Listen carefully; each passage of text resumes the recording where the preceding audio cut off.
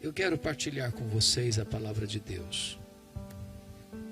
E desejo expor o texto de Jó, capítulo 1,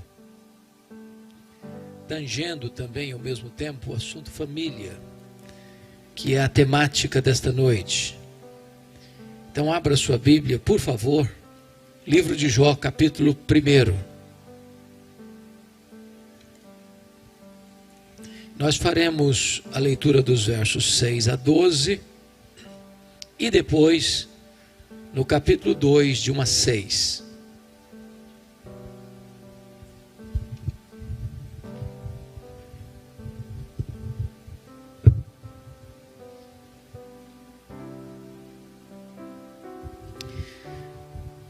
Eu estou com a versão atualizada, não sei qual é a sua versão. Eu estou com a versão ARA. E vou fazer essa leitura então a partir do verso 6 do capítulo 1. Está escrito o seguinte: Num dia em que os filhos de Deus vieram apresentar-se perante o Senhor, veio também Satanás entre eles. Então perguntou o Senhor a Satanás: De onde vens? Satanás respondeu ao Senhor e disse: De rodear a terra e passear por ela. Perguntou ainda o Senhor a Satanás: Observaste o meu servo Jó? Porque ninguém há na terra semelhante a ele, homem íntegro e reto, temente a Deus e que se desvia do mal. Então respondeu Satanás ao Senhor: Porventura Jó debalde teme a Deus?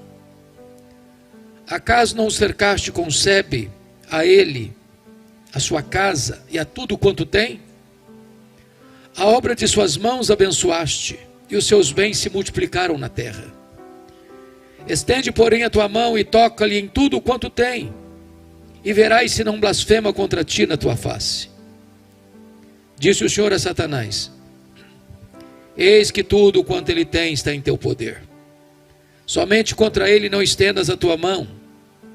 E Satanás saiu da presença do Senhor. Agora capítulo 2, por favor.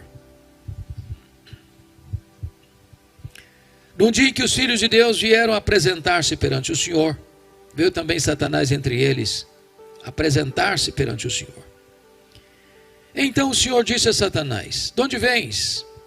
E respondeu Satanás ao Senhor e disse: De rodear a terra e passear por ela. Perguntou o Senhor a Satanás: Observaste o meu servo Jó? Porque ninguém há na terra semelhante a ele, homem íntegro e reto, temente a Deus, e que se desvia do mal. Ele conserva a sua integridade, embora me incitasses contra ele para o destruir sem causa. Então Satanás respondeu ao Senhor: Pele por pele, tudo quanto o homem tem dará pela sua vida. Estende, porém, a tua mão, toca-lhe nos ossos e na carne, e verás se não blasfema contra ti na tua face. Disse o Senhor a Satanás: Eis que ele está em teu poder, mas poupa-lhe a vida. Meus amados irmãos, esse texto narra este episódio da reunião de Deus com seus filhos. E eu quero crer que o contexto aqui é que são os anjos. E essa reunião acontece nas regiões celestes. E curiosamente, o texto nos informa que Satanás aparece por lá. E quem toma a iniciativa é Deus, perguntando para ele assim: De onde vens? E Satanás responde: De rodear a terra e passear por ela. Satanás é uma espécie de turista inveterado. Ele anda por aí. Ele está de olho, está antenado, está procurando uma brecha, está procurando alguém para devorar. E Deus cutuca outra vez e pergunta assim: Observaste o meu servo Jó? E Deus dá o currículo de Jó. Não tem ninguém na terra semelhante a ele. Em outras palavras, ele é o homem mais piedoso dessa geração. Homem íntegro. Íntegro é aquilo que você é com a porta do quarto trancada, com a luz apagada, sem ninguém observando. Homem reto. Reto é aquilo que você é em público, todo mundo está vendo. Homem temente a Deus. Esse é o princípio da sabedoria. Homem que se desvia do mal, deliberadamente santo. Bom, Satanás poderia ter respondido assim: bom, esse ainda eu não observei. Ando meio ocupado, tem outras agendas. Quem sabe um dia, talvez, eu ponha os olhos nele. Mas não foi a resposta de Satanás. Satanás respondeu assim: ah, também puderas. Também puderas. Desse jeito aí é muito fácil te adorar. Qualquer um te adora desse jeito. Tu tens abençoado a vida dele. Tu tens cercado a família dele com a grande muralha de proteção. Os bens desse homem prosperam na terra. Tudo que ele bota a mão vira dinheiro. Ah, desse jeito aí é muito fácil. Qualquer um te adora. E Satanás insinua aqui duas coisas. Primeira, ele insinua que Deus precisa subornar as pessoas com bênçãos para receber delas adoração. Ele insinua que ninguém adora a Deus por quem Deus é, apenas por aquilo que Deus dá. Satanás insinua que o homem só adora a Deus por aquilo que recebe de Deus. É uma troca, é uma barganha. E Satanás insinua mais. Ele insinua que Jó só adora a Deus porque descobriu que religião dá lucro, que é um grande negócio, que adorar a Deus traz dividendos materiais. Mas se Deus tirar o que o próprio Deus dera para Jó, o Jó que agora adora vai blasfemar.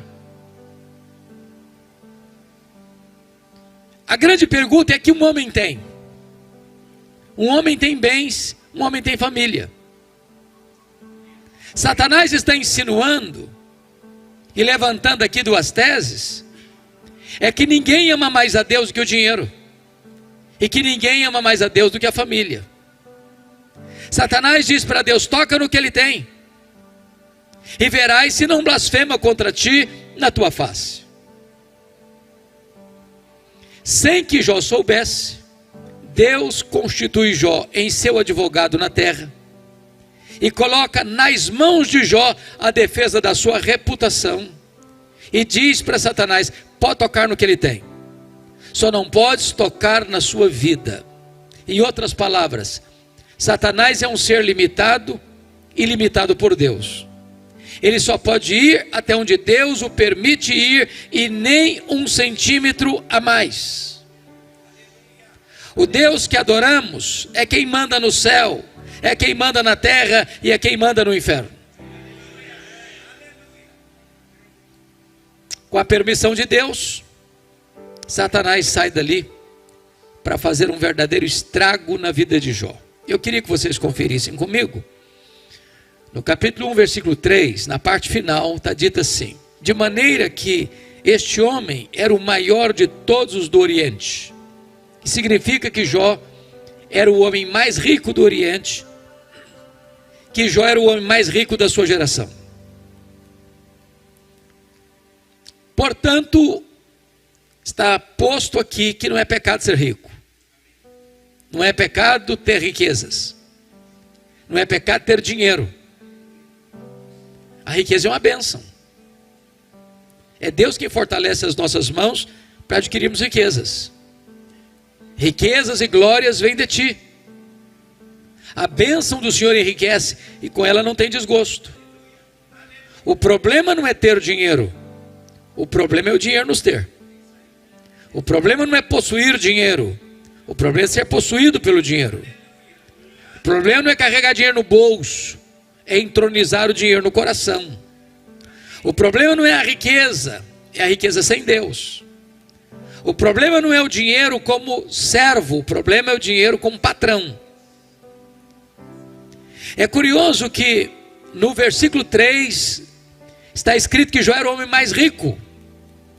Mas no versículo 8 está escrito que Jó era o homem mais piedoso. Então é possível ser rico e o mais rico, e piedoso e o mais piedoso ao mesmo tempo. Agora notem, nos versos 15 a 17, nós somos informados que Satanás vai usar os sabeus, o fogo e os caldeus para levar Jó, o homem mais rico, ao colapso financeiro, à falência. E eu não sei o que você pensa sobre isso, mas quem sempre viveu na magrela, quando passa por um aperto, já está acostumado, aguenta. Mas quem vive no topo da pirâmide, quando perde tudo, a vida entra em colapso. Tem muita gente que dá um tiro na cabeça, por muito menos. A grande pergunta é: será que a tese de Satanás era verdadeira? Será que de fato ninguém ama mais a Deus do que o dinheiro? Será que Jó blasfemaria contra Deus? Será que Jó se insurgiria contra o doador? A resposta, irmãos, está no versículo 21. E o versículo 21 diz que quando Jó recebe a notícia que ele está quebrado, que ele está falido, que ele entrou num colapso financeiro, ele responde assim: nu saí do ventre da minha mãe, nu eu voltarei. Sabe o que ele está dizendo? Eu não trouxe nada para este mundo, eu não vou levar nada deste mundo, portanto o que eu ganhei entre o berço e a sepultura não é a razão da minha vida. Ele reprova a primeira tese de Satanás, e ele prova que ama mais a Deus do que ao dinheiro. Ele prova que ele adora a Deus, não por aquilo que Deus dá, mas por quem Deus é. Mas, confira comigo o verso 19, porque Jó agora recebe a mais trágica notícia da sua vida. Seus 10 filhos estão reunidos na casa do primogênito, e de repente vem um vendaval, e a casa desaba, e os filhos morrem debaixo dos escombros daquela casa. A grande questão é que tipo de pai era Jó. E quem é pai e mãe de mais de um filho aqui, sabem de uma coisa: os filhos não são naturalmente unidos, sobretudo quando tem dinheiro. Dinheiro não tem liga, dinheiro não tem amálgama, dinheiro separa, dinheiro divide. Mas Jó, conforme capítulo 1, versículo 5, vocês podem conferir, era um pai exemplar. Está escrito aí que Jó chamava os seus filhos, que Jó santificava os seus filhos, que Jó se levantava de madrugada e oferecia holocausto segundo o número de todos os seus filhos, que Jó dizia: talvez os meus filhos tenham pecado e blasfemado contra Deus em seu coração. E Jó fazia isso continuamente. Era um pai presente, era um pai intercessor, era um pai conselheiro, era um pai exemplar, era um pai de verdade. Mas não obstante isso, ele sofre o mais doloroso golpe da vida. Depois da falência, ele enfrenta a dor do luto. E eu fico imaginando, irmãos, porque Jó não é uma lenda, o livro de Jó não é uma metáfora. Jó era um personagem histórico, que viveu num momento histórico, num lugar histórico específico. O que acontece com um homem que leva todos os seus filhos ao mesmo tempo, no mesmo dia, para o cemitério? Como é que ele levanta de lá do luto? Como é que ele se ergue das cinzas? Como é que ele retoma a sua agenda? Como é que ele recomeça a sua história? Será que a tese de Satanás era verdadeira? Será que ninguém ama mais a Deus do que a família? Será que Jó blasfemaria contra Deus? A resposta, amados, está no versículo 20, confiram comigo. Quando Jó recebe a notícia da morte de seus filhos, está escrito: então Jó se levantou, rasgou o seu manto, rapou a cabeça, lançou-se em terra e adorou a Deus, dizendo: o Senhor Deus deu, o Senhor Deus tomou, bendito seja o nome do Senhor. Jó reprova a segunda tese de Satanás. Jó prova que ama mais a Deus que a família. Jó prova que ele adora a Deus não por aquilo que Deus dá, mas por quem Deus é. Mas aí vem o capítulo 2. E aí Deus está reunido de novo com seus filhos. E eu quero crer que os anjos. E eu quero crer que nas regiões celestes. E diz a Bíblia que Satanás aparece de novo por lá. E é Deus quem toma iniciativa outra vez, perguntando assim para Satanás: de onde vens? Satanás responde: de rodear a terra e passear por ela. Sabe o que ele está dizendo? Não mudei minha agenda. Estou fazendo o que eu sempre quis. Estou fazendo o que eu sempre fiz. Estou por aí, estou de olho, estou antenado. Estou procurando uma brecha. Estou procurando alguém para devorar. E Deus cutuca outra vez perguntando assim: observaste o meu servo Jó? E Deus dá o currículo de Jó sem mudar uma vírgula. Não tem ninguém na terra semelhante a ele. Homem íntegro, reto, temente a Deus, que se desvia do mal. Ele conserva a sua integridade, embora me incitasses contra ele para o destruir sem caos. Sabe o que Deus está dizendo para Satanás? Satanás, suas teses são mentirosas, suas teses são falsas. Jó provou que me ama mais do que o dinheiro. Jó provou que me ama mais do que a família. Jó provou que me ama não por aquilo que eu dou para ele, mas por quem eu sou. Então Satanás partiu para a terceira tese: pele por pele, tudo que o homem tem dará pela sua vida. Toca-lhe nos ossos, toca-lhe na carne, e verás se não blasfema contra ti na tua face. A terceira tese de Satanás é essa: ninguém ama mais a Deus do que a si mesmo. Sem que Jó soubesse, mais uma vez Deus constitui Jó em seu advogado na terra, e coloca então a defesa da sua reputação nas mãos de Jó. E diz para Satanás: pode tocar nos ossos dele, pode tocar na carne dele, só não podes tirar a vida dele. Em outras palavras, Satanás é um ser limitado e limitado por Deus. Ele só pode ir até onde Deus o permite ir, e nem 1 centímetro a mais. Nas palavras de Martinho Lutero, Satanás é um cachorro na coleira de Deus. Ele só pode ir até onde a coleira o permite ir, e nem 1 centímetro a mais. Com a permissão de Deus, Satanás sai dali, diz a Bíblia, vai colocar uma doença maligna em Jó, da planta dos pés ao alto da cabeça.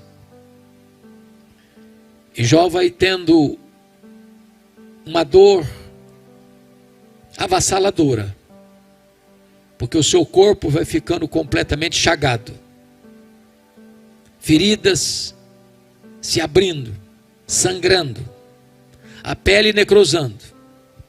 Ele precisa pegar um caco, talvez de telha, para raspar sua pele necrosada. Ele vai virando uma chaga viva, uma ferida aberta. Ele é uma carcaça humana. Ele não consegue comer, ele não consegue dormir, ele não tem alívio sequer de 1 minuto. Ele vai ficando magro, magérrimo, macérrimo, de couro furado pelas costelas em ponta. Seu corpo vai ficando mal cheiroso, bolhas vão se formando cheias de pus, e ele precisa morder nessas bolhas cheias de pus para tentar aliviar a sua dor. Ele fica encarquilhado, ele fica desfigurado, ele fica completamente um espectro humano, um aborto vivo. As pessoas passam e cospem, passam e sentem náuseas. As pessoas têm nojo dele, repulsa dele. Quando a sua mulher vê esse quadro horrível, ela se insurge contra Deus e diz para o seu marido: ainda conservas a tua integridade, Jó? Amaldiçoa a Deus e morre. E ele responde com firmeza hercúlea e pétrea: falas como uma louca. Tendo recebido o bem de Deus, não receberíamos também o mal? Está escrito no capítulo 2, versículo 10, que em tudo isso Jó não pecou contra Deus com seus lábios. Ele reprova a terceira tese de Satanás. Ele prova que ama mais a Deus do que a si mesmo. Ele prova que ele adora a Deus não por aquilo que Deus dá, mas por quem Deus é. Mas confira comigo o capítulo 2, versículo 11. Porque agora vem os amigos. O Elifaz, o Bildade e o Zofar. Eles combinaram ir juntamente condoer-se de Jó e consolá-lo. Olha o verso 12. Eles levantaram de longe os olhos, mas eles não reconheceram Jó. Eles ergueram a voz e choraram. Cada um rasgou o seu manto, lançou pó ao ar sobre a cabeça. Eles sentaram com Jó na terra 7 dias e 7 noites. E nenhum deles dizia palavra alguma, pois viam que a dor de Jó era muito grande. E eu pergunto a vocês: esses homens eram amigos de Jó? Eram amigos de Jó?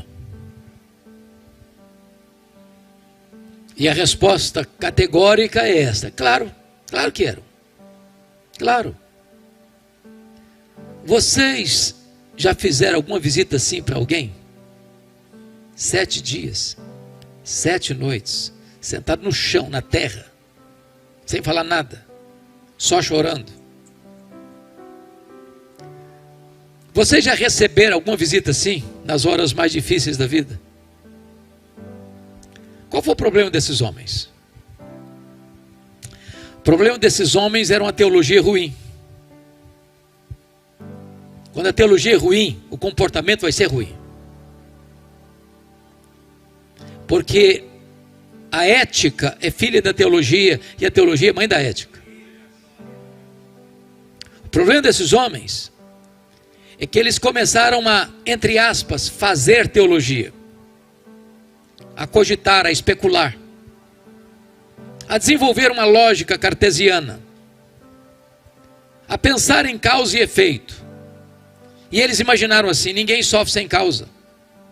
Para alguém estar sofrendo, é porque fez alguma coisa errada.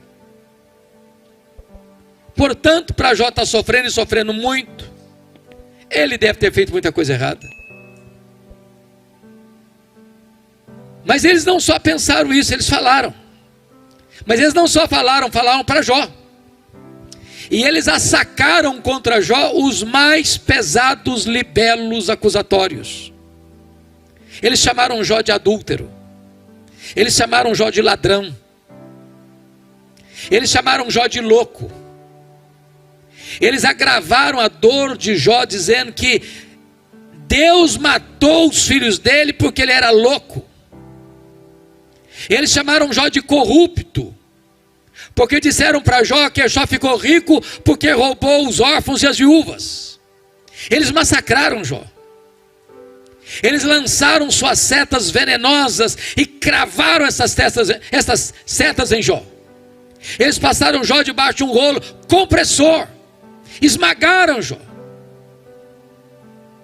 O que é que Jó fez? O que você e eu faríamos? Jó se defendeu. Jó perguntou para Deus. Jó se queixou contra Deus. Jó lançou aos céus, irmãos, 16 perguntas. 16 perguntas. Por quê? Por quê? Por quê? Por que eu estou sofrendo? Por que a minha dor não cessa? Por que eu não morri no ventre da minha mãe? Por que eu não morri ao nascer? Por que os seios da minha mãe não estavam murchos de leite para morrer de fome? Por que o Senhor não me mata de uma vez?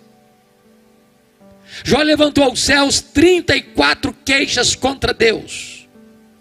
Ele espremeu não só o pus das suas feridas físicas, ele espremeu o pus das suas feridas emocionais. Mas sabe qual foi a resposta de Deus para ele? Das 16 perguntas e das 34 queixas, o silêncio sepulcral de Deus. Nenhuma palavra, nenhuma resposta, nenhuma explicação, nenhuma luz no fim do túnel, nenhum sinal do seu favor. E eu posso garantir a vocês que pior do que sofrer é sofrer sem explicação. O silêncio de Deus, muitas vezes, grita mais alto nos ouvidos da nossa alma que o barulho mais ruidoso das circunstâncias mais adversas. Se vocês estão compreendendo o meu raciocínio, Jó está sofrendo um golpe fatal nas 5 áreas mais importantes da vida. Primeiro, na vida financeira. Irmãos amados, qualquer de nós que sofrer golpes profundos nesta área, fica abalado. Fica abalado. Essa pandemia que atinge o mundo desde março do ano passado, é uma prova disso. Quantos comerciantes fecharam suas portas? Quantas lojas fecharam? Quantos restaurantes fecharam? Quantos hotéis entraram em parafuso, em crise? Quantas empresas de agência de viagem fecharam as portas? Quantos empresários quebraram? Quantos empregados foram mandados embora porque não tinham mais condições de mantê-los na empresa? É a crise financeira que bate a porta. A segunda área que Jó foi atingido, irmãos, é a área da saúde. Eu quero dizer para você que a enfermidade bota todo ser humano no seu devido lugar. Não tem como ficar de nariz empinado e peito estufado num CTI, entubado. Fica rico, fica pobre do mesmo jeito. A pandemia provou isso, ceifou o mais rico e o mais pobre. Ceifou o jovem e o velho. Ceifou o empresário e o empregado. Ceifou o cientista, o doutor e o analfabeto. Ceifou o homem do campo e o homem da cidade. Ceifou o crente e o descrente. A doença fragiliza o homem, tira o chão debaixo dos seus pés. E Jó está enfrentando isso. A terceira área que Jó enfrenta crise, irmãos, é na área do casamento. Na hora que Jó mais precisou do apoio da sua mulher, para ser um bálsamo, um alívio de tensões, uma consoladora, ela se revolta contra Deus e diz para o marido dela assim: morre, homem, morre, morre logo. A quarta área que Jó enfrenta crise, irmãos, é com os filhos. Não é natural pai e mãe enterrar filhos, não. Não é natural os filhos furarem a fila, não é.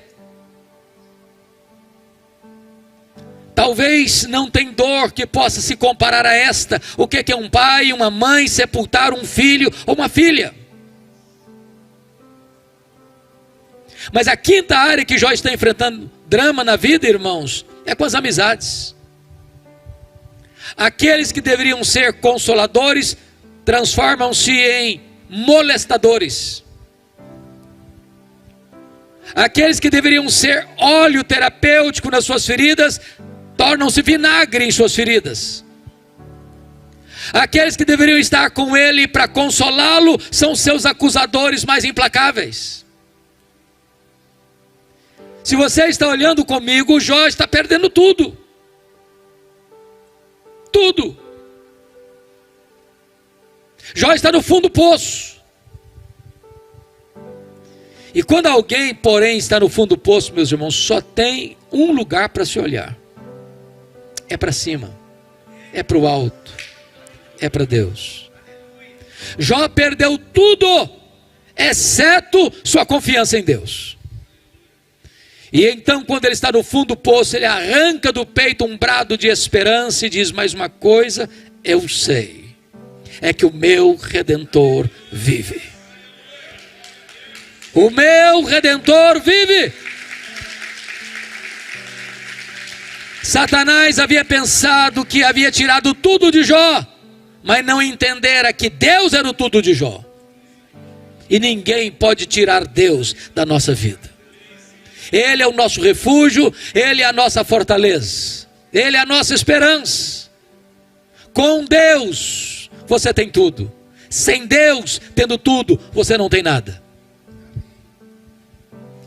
Quando Jó solta este brado de esperança, de repente Deus rompe o silêncio e começa a falar com ele. E é curioso que quando Deus fala com Jó, Deus não responde nenhuma das 16 perguntas de Jó. Deus não responde nenhuma das 34 queixas de Jó. Quando Deus fala com Jó, Deus faz 70, literalmente 70 perguntas para Jó. Todas perguntas retóricas, sem a mínima possibilidade de resposta. Deus pergunta para Jó assim: ô Jó, onde você estava quando eu lançava os fundamentos da terra?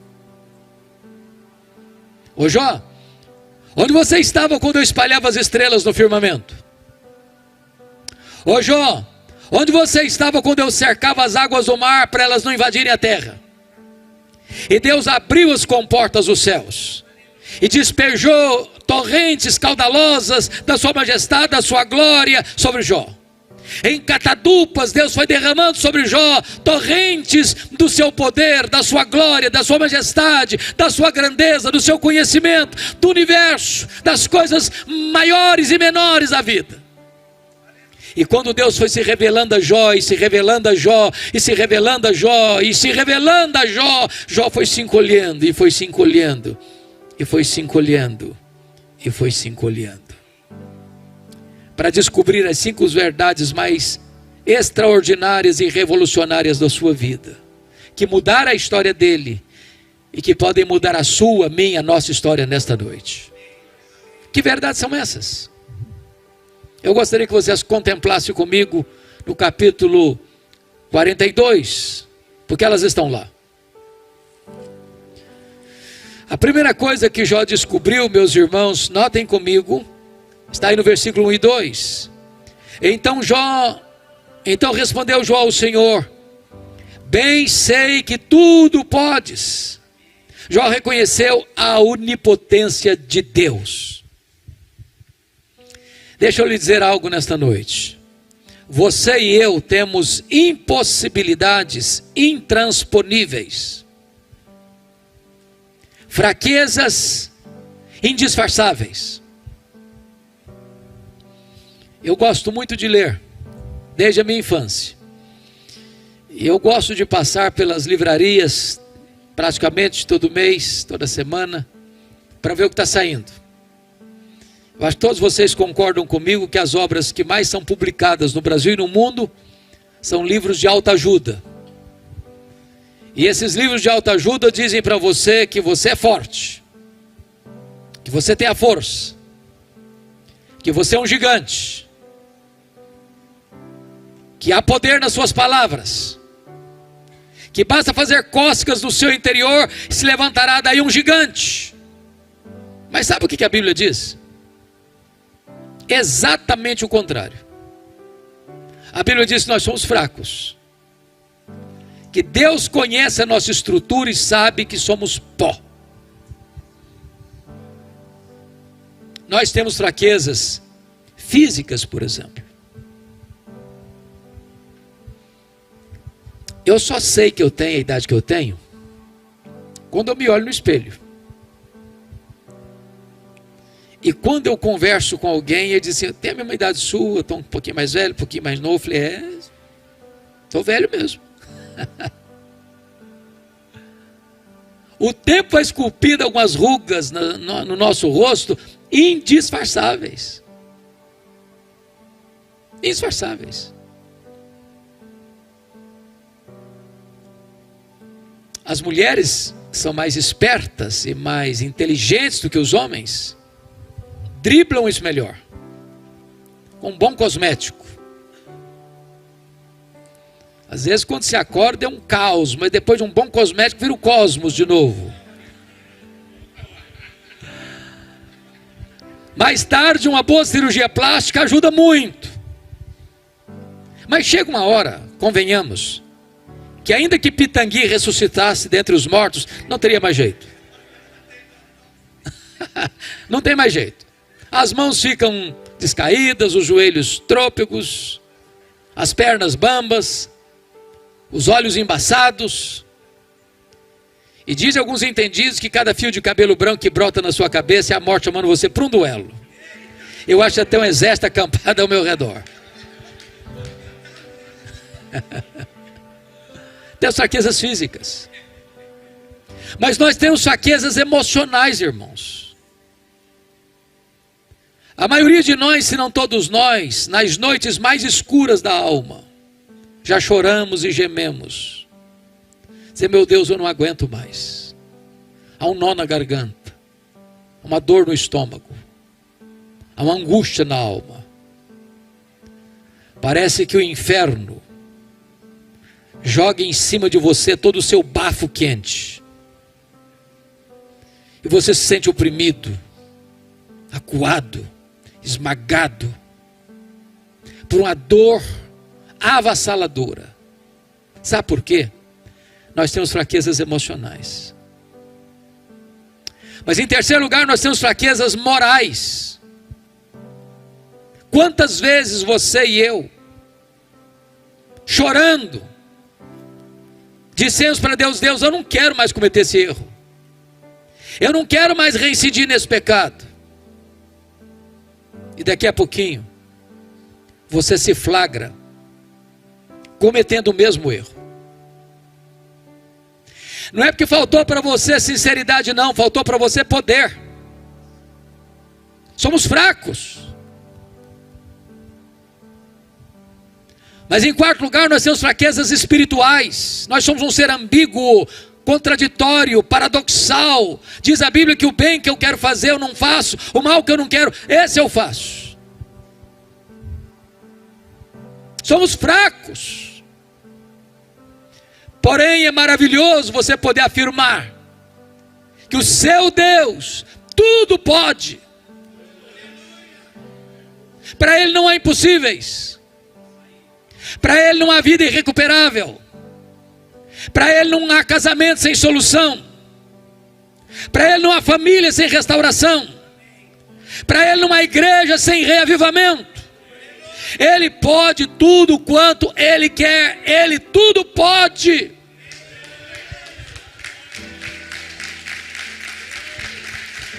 Hoje, nesta noite, a sua causa perdida pode ter uma solução.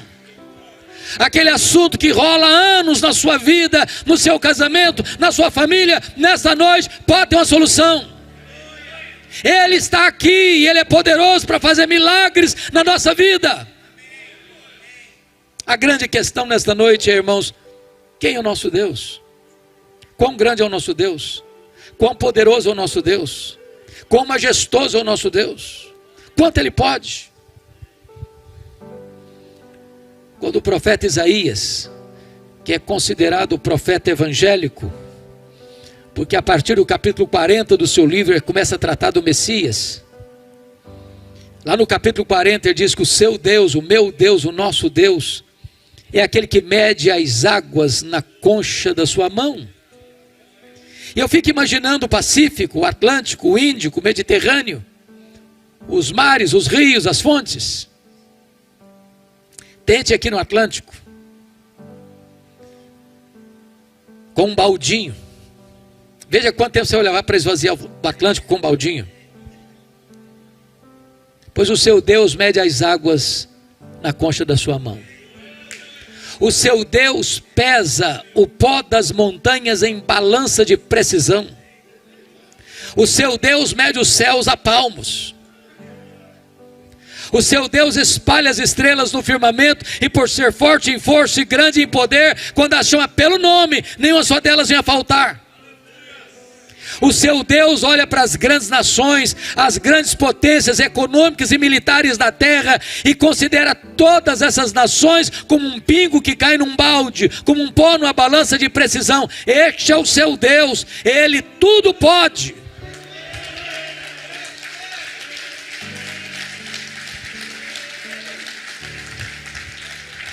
Agora pergunte para um astrônomo, por mais robusto que seja o seu conhecimento, qual é o tamanho desse universo que o seu Deus mediu a palmos? Pergunte. Se ele for honesto, ele vai responder assim: eu não sei.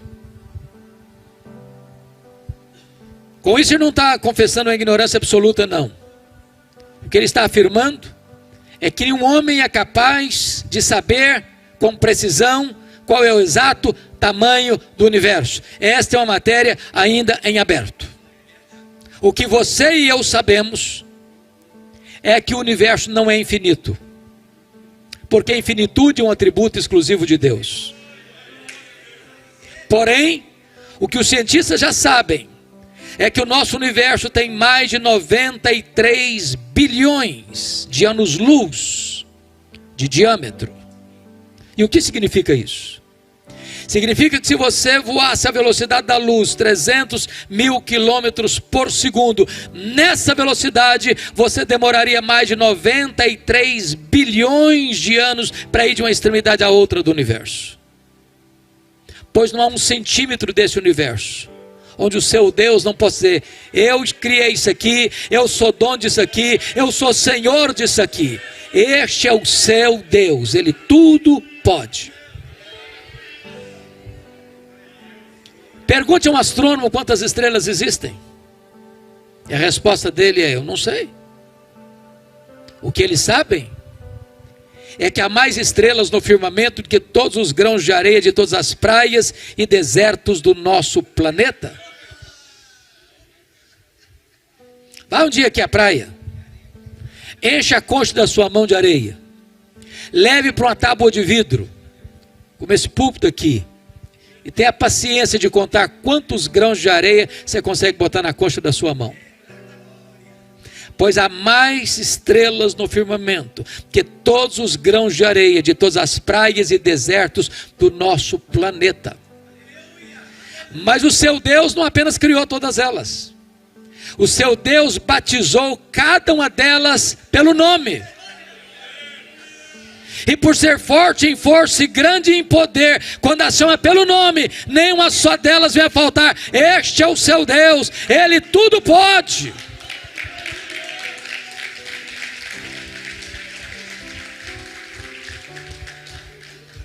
Até o século passado, nós todos estávamos pasmos com a grandeza insondável do macro-universo. Do século XX para cá, nós já estamos boquiabertos com a grandeza do micro-universo. Se você pega uma folha tenra, delgada, lá no seu quintal, aquela folha é mais complexa do que a cidade de Niterói. Se você for na sua geladeira e pegar um ovo e quebrá-lo, aquela gema é mais complexa do que qualquer máquina que o homem jamais inventou.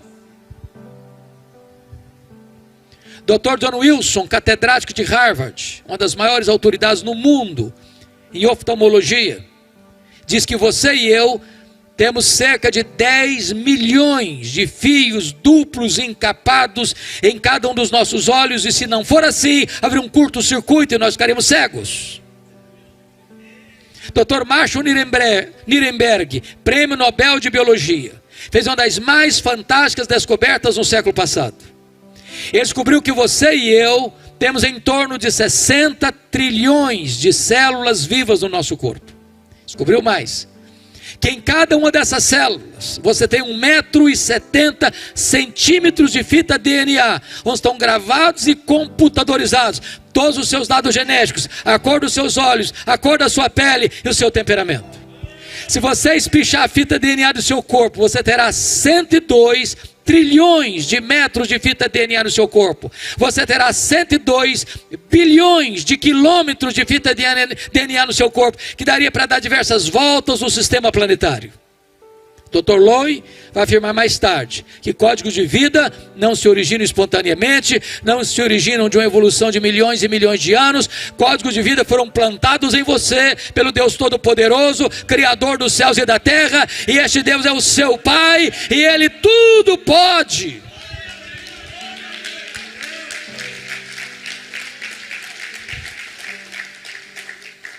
Me permita ilustrar isso de uma maneira mais simples. Um pai caminhava com seu filho pela rua, menino de 4 anos, e de repente o menino se volta para o pai e faz uma pergunta. Eu não sei se vocês concordam comigo, mas acho que toda criança fez um curso de pós-doutorado em perguntas difíceis. Não conheço ninguém que faça perguntas mais complicadas do que crianças. E o menino perguntou para o pai assim: papai, qual é o tamanho de Deus? O pai ficou em silêncio, porque não tinha uma resposta pronta para um menino de 4 anos. Continuou caminhando, pensando no que responder. Enquanto caminhavam, ele escuta os roncos de um avião supersônico, as suas turbinas nas alturas excelsas. E ele diz: filho, olha para cima. Está vendo aquele avião? Estou vendo, papai, estou vendo. Qual é o tamanho daquele avião, filho? O menino respondeu: pequeno, papai, muito pequeno. Está muito longe. O pai pegou o menino, levou no aeroporto. Tinha um jumbão de mais de 400 passageiros estacionado. O pai chegou bem perto e perguntou assim: está vendo esse avião, filho? Estou vendo, papai, estou vendo. Qual o tamanho desse avião, meu filho? O menino respondeu: grande, esse é muito grande, papai. Aí o pai disse: filho, Deus é do mesmo jeito. Quando você está longe de Deus, meu filho, Deus parece pequeno para você. Aí os seus problemas ficam enormes. Mas quando você está pertinho de Deus, meu filho, Deus é grande para você. Aí os seus problemas ficam pequenos. Agora eu sei que tudo podes. A segunda coisa que mudou, irmãos, na história de Jó, está aí no versículo 2 ainda. Ele diz: e nenhum dos teus planos pode ser frustrado. Jó reconheceu a soberania dos propósitos divinos. Irmãos, não tem nada mais consolador, terapêutico para uma família do que entender isso. Saber que o seu Deus é soberano. Saber que o seu Deus não precisa fazer rascunho nos seus planos. Saber que o seu Deus não é pego de surpresa. Saber que o seu Deus não está esfregando as mãos lá no céu sem saber o que faz com a pandemia. Saber que o seu Deus não precisa atualizar seus planos, revisar seus planos, porque não há erro nele. Irmãos, isso é consolador. Você e eu não cremos em sorte. Você e eu não cremos em azar. Você e eu não cremos em coincidência. Você e eu não cremos em determinismo cego. Você e eu não cremos em feitiço para crente. Você e eu não cremos em olho gordo. Você e eu cremos que a mão de Deus dirige o nosso destino. Você e eu sabemos que todas as coisas cooperam para o bem daqueles que amam a Deus. Você e eu sabemos que os planos de Deus não podem ser frustrados. Nem a agenda das nações, nem a agenda das superpotências mundiais, nem a agenda das instituições, por mais egrégias que elas sejam, nem a agenda dos poderosos deste século podem frustrar os planos de Deus. Irmãos, a história não é cíclica como pensavam os gregos. A história não está à deriva, como pensam os existencialistas, como um caminhão sem freio ladeira abaixo. A história não esboça diante de nós uma tragédia irremediável. O nosso Deus está no trono. O Cordeiro venceu para abrir o livro e desatar os selos. A história é teleológica, em outras palavras, ela caminha para um telos, ela caminha para um fim, ela caminha para uma consumação e a vitória de Cristo e da sua igreja. Agora tem dor, agora tem vale, agora tem gemido, agora tem doença, agora tem opressão, agora tem perseguição, agora tem prisão, agora tem martírio, mas a vitória está selada e ninguém pode mudar o decreto soberano de Deus.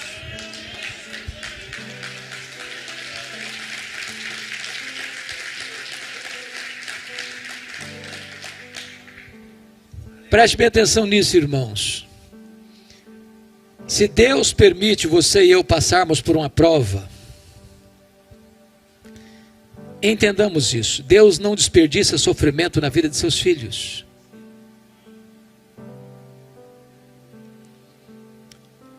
Se Deus permite você e eu passarmos por uma prova, não é porque Deus não é amor, não é porque Deus é sádico, não é porque Deus está longe, não é porque Deus é indiferente, não é porque Deus não ama você. Se Deus permite você e eu passarmos por uma prova, é porque tem um propósito nisso. As provas não vêm para nos destruir, elas vêm para fortalecer as musculaturas da nossa alma. Elas não vêm para nos colocar longe de Deus, elas vêm para nos colocar na dependência de Deus.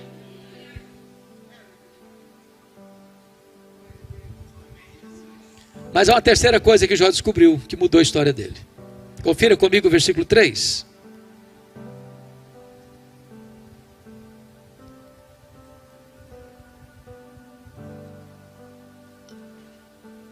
Na parte B, Jó diz assim: na verdade eu falei do que eu não entendia, coisas maravilhosas demais para mim, coisas que eu não conhecia. Jó reconhece a sua profunda limitação. Você só vai entender o que ele está dizendo aqui, e eu gostaria de sugerir a vocês: tira um sábado, tira um feriado, para dar uma lida no livro de Jó numa sentada só. Porque às vezes a gente pensa que Jó foi um estoico, que sentou num canto, trincou os dentes e aguentou calado. Foi isso que aconteceu, não. Ao longo do livro, Jó fez 3 coisas. Jó perguntou, Jó se defendeu e Jó se queixou. Quando a gente está muito sofrido, a gente fala, se queixa. A gente não vê o quadro geral. Você e eu não enxergamos na curva. Você e eu não enxergamos no escuro. Então a gente sofre, a gente chora, a gente grita, a gente geme, a gente se queixa. E Jó fez muito isso. Até o momento que Deus desperjou sobre ele torrentes do seu poder, da sua majestade, da sua glória, e mostrou quão grande ele era, quão poderoso ele era, como ele estava no controle de tudo. E na medida que Deus foi se revelando a Jó, ele botou a mão na boca e disse: meu Deus, quanta coisa eu falei sem saber. Aí eu aprendo uma lição. Quando você encontra uma pessoa que parece sabichona demais, sabe tudo demais, arrota muito conhecimento demais em cima de você, pode saber de uma coisa: essa pessoa sabe quase nada. Quase nada. Porque o sábio é aquele que sabe que quase nada sabe. Porque quanto mais você sabe que muito mais há por saber. O que você não sabe é muito maior que o que você sabe. Então, quanto mais você conhece, mais você reconhece a sua limitação. Quanto mais você conhece a Deus, mais você sabe que você conhece pouco e precisa conhecer mais.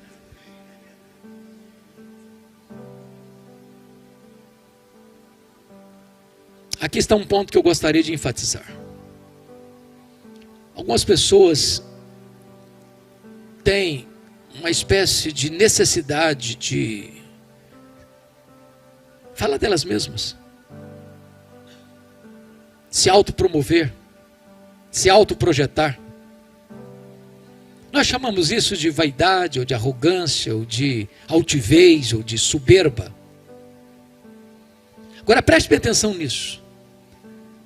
É impossível você nutrir vaidade ou soberba se tem duas coisas acontecendo. Primeiro, se você conhece a Deus. Eu pergunto a você, é possível estar na presença daquele que é santo, santo, santo, majestoso, e ter o narizinho empinado? Até os serafins cobrem o rosto na presença dele. Ninguém pode conhecer a Deus e ser soberbo, ninguém. Segundo lugar, ninguém pode ter vaidade e soberba se conhece a si mesmo. Deixa eu perguntar a você, tem hora que você não fica escandalizado com você não? Sou eu mesmo, senhor. Ah, não é possível. Um colega meu disse há poucos dias, se a minha mulher me conhecesse como Deus me conhece, ela não ficaria comigo uma semana.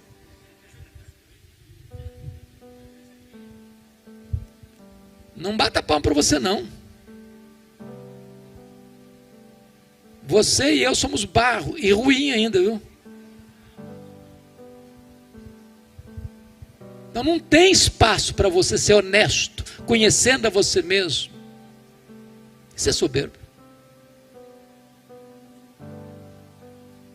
O que me espanta é que Deus, apesar ou a despeito de me conhecer, como mais do que eu me conheço, ainda me ame.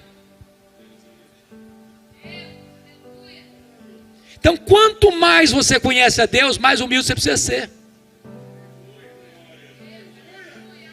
Eu fui criado na roça mesmo. Fui calçar meu primeiro par de sapatos com 8 anos de idade, com as mãos calejadas. Mas naquela roça bem artesanal, você planta milho e colhe milho no muque, no braço. E se você já viu ou já foi criado como eu na roça, na hora que você vai colher uma lavoura de milho, está seco, na hora de colher, toda espiga boa se dobra, toda se dobra. Agora o restolho, que só tem palha e sabugo, não se dobra nunca, fica empinadinho. Empinadinho. Quando você vê uma pessoa, olhar para uma pessoa muito empinadinha, pode ter certeza, só tem palha e sabugo. É lata vazia que faz barulho.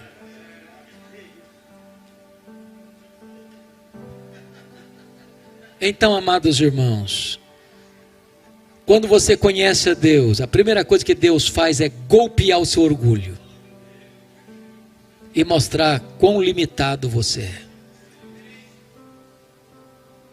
Quarta coisa que mudou a história de Jó, confira comigo o versículo 5. Eu te conhecia só de ouvir, mas agora os meus olhos te veem. Jó reconheceu o seu limitado conhecimento de Deus. Eu entro em crise com esse versículo. Entro. Sabe por que eu entro em crise? Não é fácil você conciliar 42,5 com 1,8. Porque Jó 1,8, Deus disse assim, acerca de Jó: não tem ninguém na terra semelhante a ele. Homem íntegro, reto, temente a Deus, que se desvia do mal. Isso não é a opinião de um amigo bajulador, rasgador de seda. Quem disse isso foi Deus. Deus não tem opinião, Deus tem um diagnóstico. Agora, como é que esse homem, que o próprio Deus disse que era o homem mais piedoso da sua geração, pode fazer uma declaração dessa? Eu te conheci só de ouvir, agora os meus olhos te veem. Não parece contraditório? Como entender isso? Para explicar, me permita uma pergunta.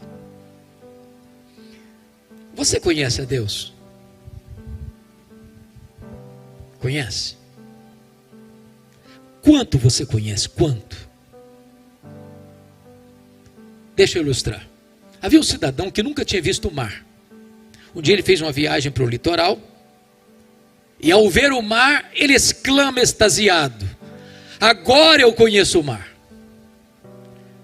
Aproxima-se dele um marujo, com a pele tostada de sol e sal, e diz: eu também conheço o mar.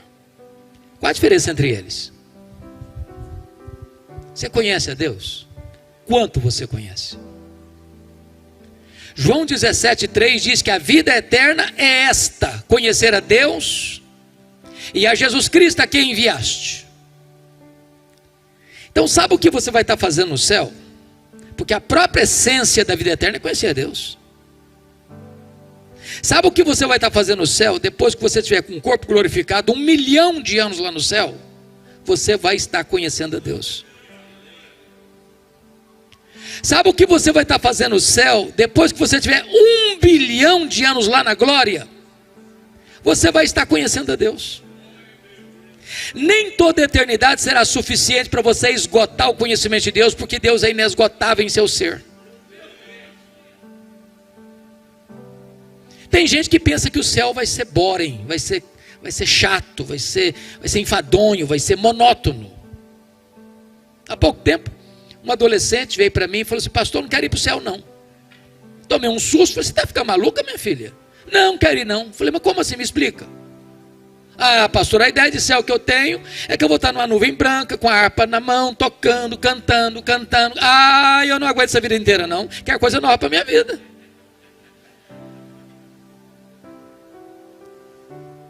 Deixa eu lhe dizer, o céu vai ser dinâmico. Você vai conhecer a Deus, você vai conhecer a Deus, você vai fluir a Deus, você vai glorificar a Deus, você vai servir a Deus, você vai amar a Deus, você vai desfrutar da glória de Deus, e jamais haverá um tempo na eternidade onde você pode dizer: agora conheço tudo, não tem mais nada para conhecer, agora vou botar a vida no piloto automático, vai virar rotina. Não! 1000 vezes não. Você vai conhecer a Deus, e conhecer a Deus, e conhecer a Deus, e amar a Deus, e glorificar a Deus, e fruir a Deus, e nunca você vai esgotar o conhecimento de Deus. Agora eu entendo Jó. Sabe o que ele está dizendo? Eu só estou arranhando a superfície, Senhor. Tem mais, tem muito mais, tem infinitamente mais. O grande problema da nossa vida cristã é que nós limitamos Deus, ou a obra de Deus, ao que nós conhecemos e ao que nós já experimentamos. Por exemplo, pega a oração de Paulo, Efésios 3,19. Eu acho que Paulo alcançava o pináculo da sua teologia quando ele se colocava de joelhos. E Paulo ora para que você e eu sejamos tomados, não de Deus, não da plenitude de Deus, mas para que sejamos tomados de toda a plenitude de Deus. Isso me leva a uma pergunta: quem é Deus? Só para recordar e trazer à memória esclarecida de vocês o que nós chamamos dos atributos incomunicáveis de Deus, diríamos que Deus é autoexistente, que Deus é imenso, que Deus é infinito, que Deus é imutável, que Deus é onipotente, que Deus é onipresente, que Deus é onisciente, que Deus é transcendente, que Deus é soberano, que Deus é maior que tudo quanto Ele criou, que nem os céus dos céus pode conter a Deus. Agora Paulo está orando para que você e eu, frágeis vasos de barro, sejamos tomados de toda a plenitude de Deus. Ah, Paulo, você deve estar delirando, só pode. Não é possível. É muito ousado. O pedido está grande demais.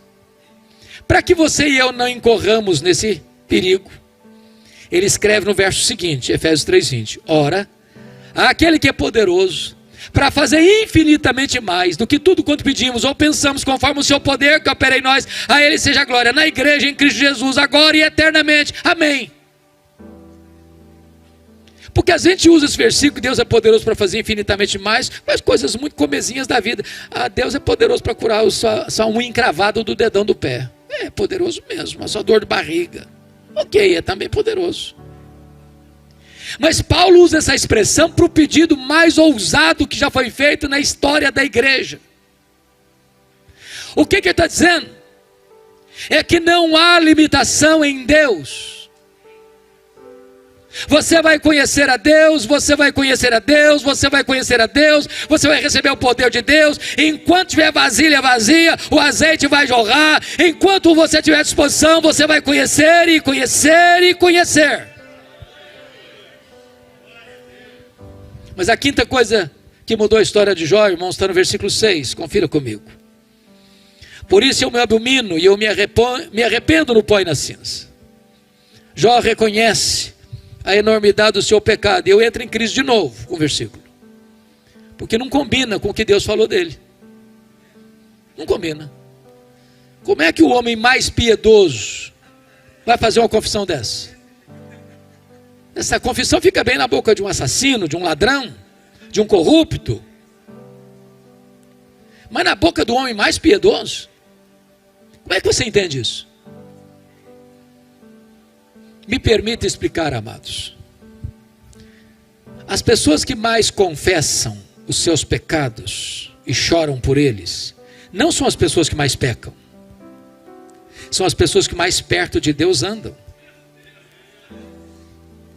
Quem está longe de Deus nem reconhece os seus pecados. Quem está mergulhado nas trevas nem vê pecado. As pessoas cometem as maiores loucuras e sentem orgulho disso. Levantam suas bandeiras, fazem passeatas. Mas se você está na presença daquele que é santo, santo, santo, sua reação é a de Isaías: ai de mim, Senhor, eu estou perdido. A sua reação é a reação de Jó: Senhor, eu me abomino no pó e na cinza. A sua reação é a de Pedro: afasta-te de mim, Senhor, eu sou um pecador. A sua reação é de João: caí como morto aos seus pés.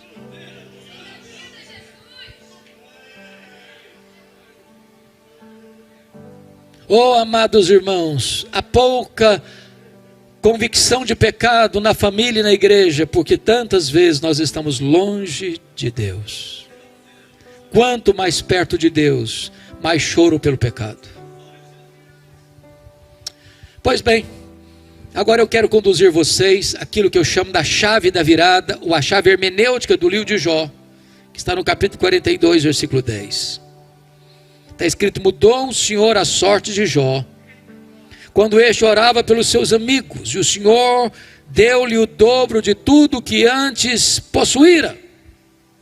Você já perguntou por que Deus mudou a sorte de Jó enquanto ele orava pelos seus amigos? Por que foi nesse momento? Me permita uma pergunta. Vocês já chegaram naquela condição espiritual em que ninguém mais fala mal de vocês? Eu não cheguei ainda. Vocês já chegaram?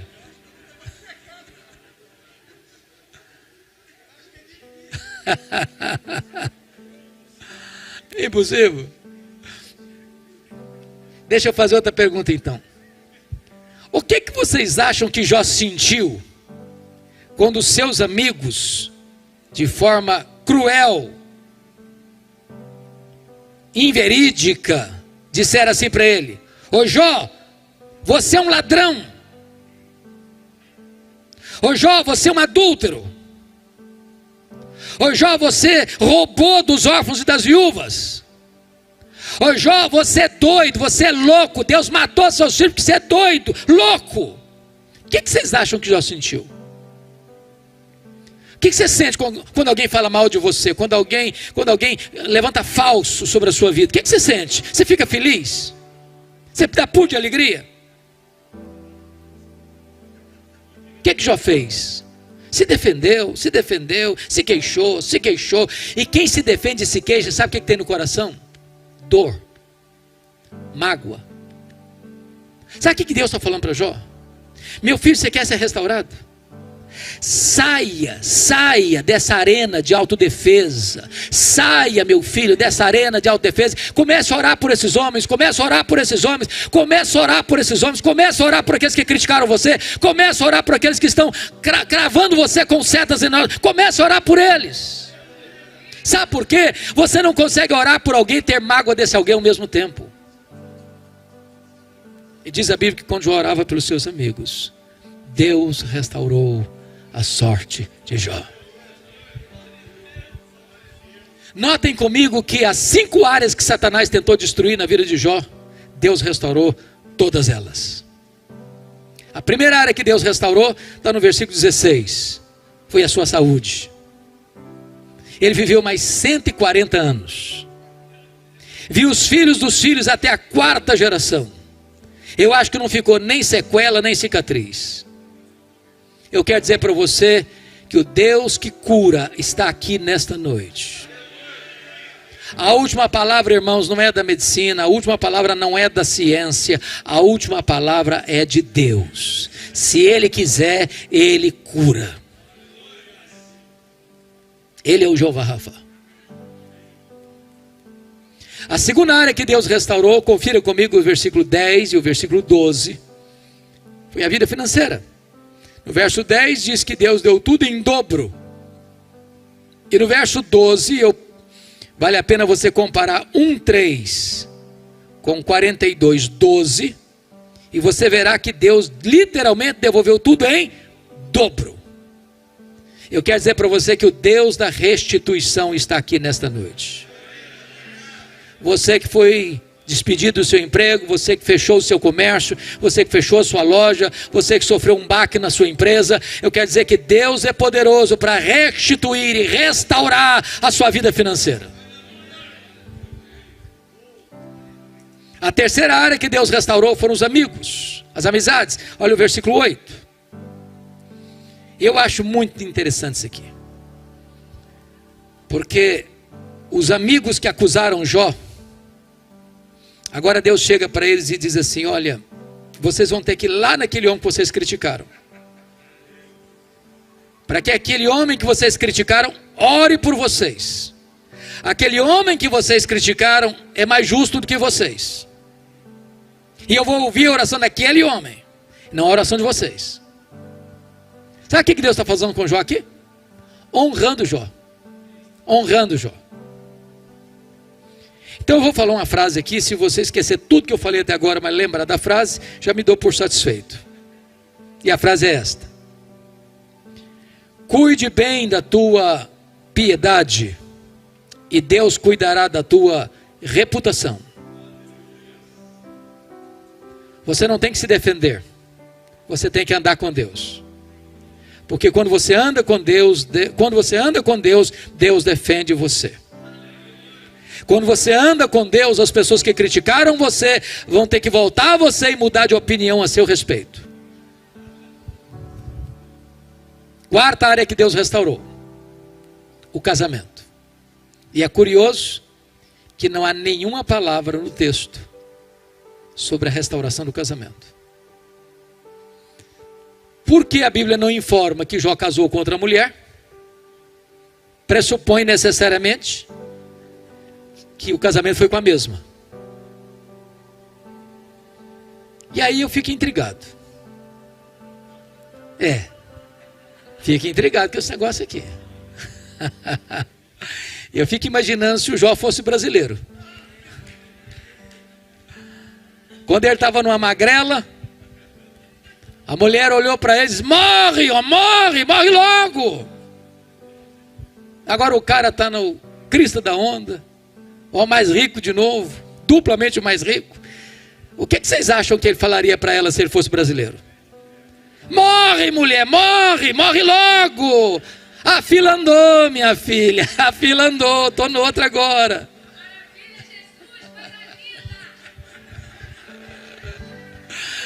Mas deixa eu dizer algo para vocês, amados. Deus é especialista em pegar cacos e fazer um vaso novo.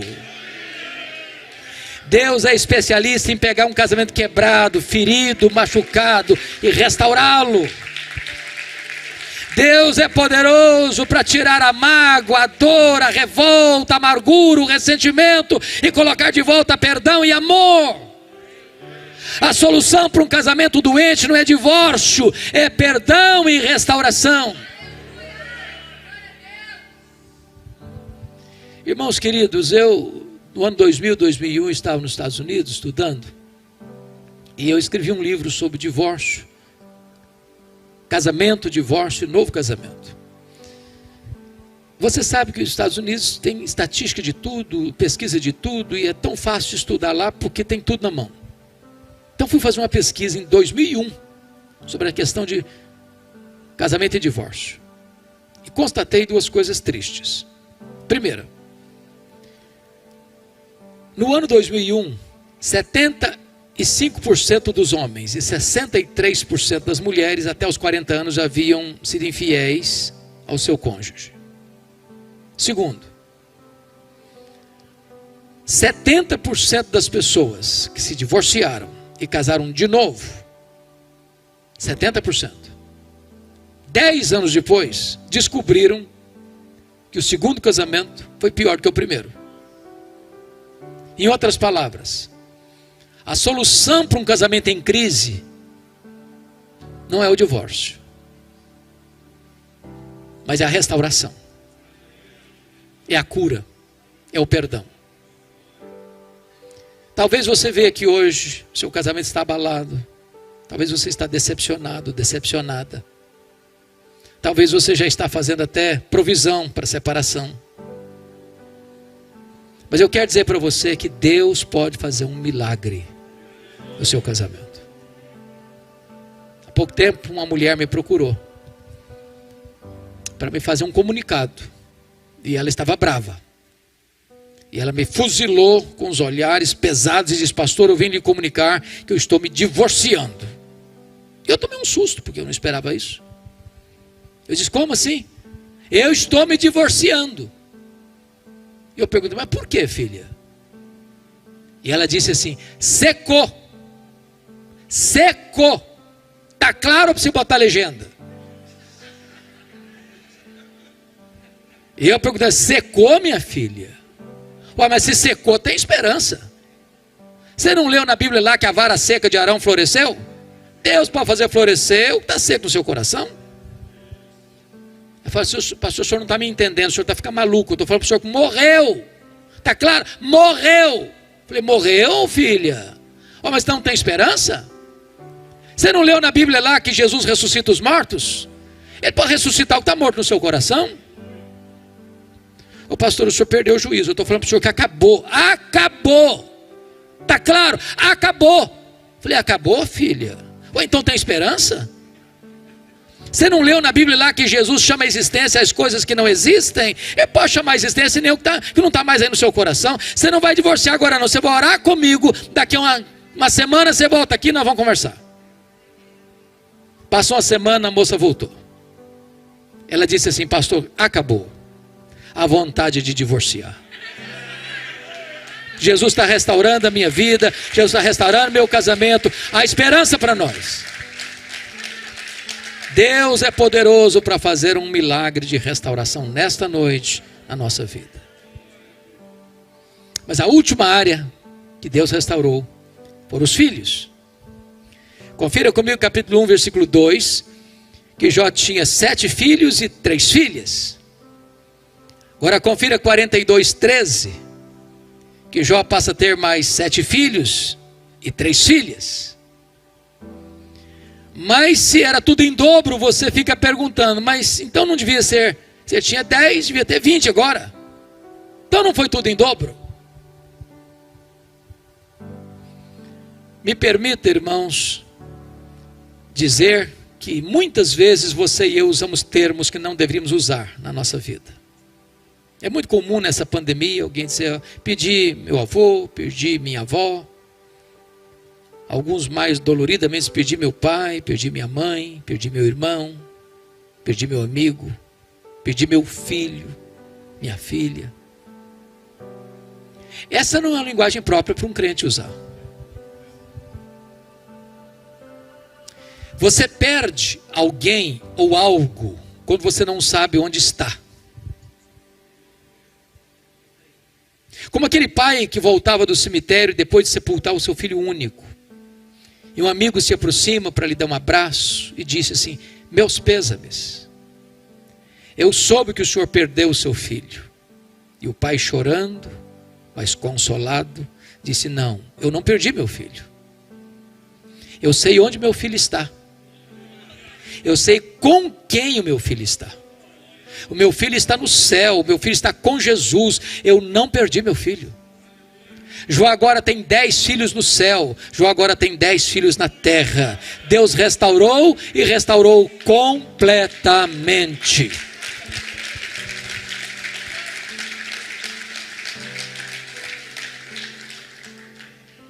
Sabe o que Satanás queria com Jó? Colocar Jó longe de Deus. Sabe o que Satanás conseguiu? Colocar Jó mais perto de Deus. Sabem por quê? Porque os planos de Deus não podem ser frustrados. Que grande Deus nós temos. Digno de toda a honra, de toda a glória e de todo o louvor. Amém.